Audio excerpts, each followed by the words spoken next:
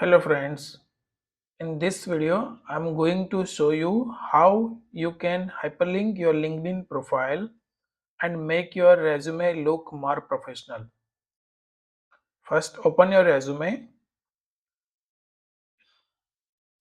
Most of the resumes have a LinkedIn profile listed like this, and this looks quite unprofessional, so we need to make it look more professional.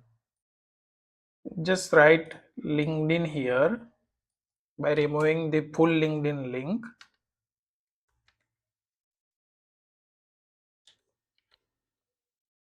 Then open your LinkedIn profile and copy the URL.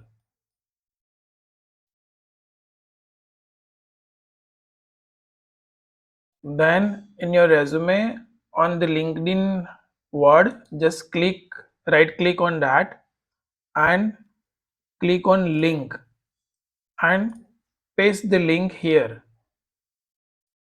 And once you paste it, it will appear like this. Now this looks very professional to the recruiters and your resume will be a scroll stopper. To check whether it's working, you can control alter and click on it, so this will open, so it's working. If it helped, like and subscribe for more interesting videos.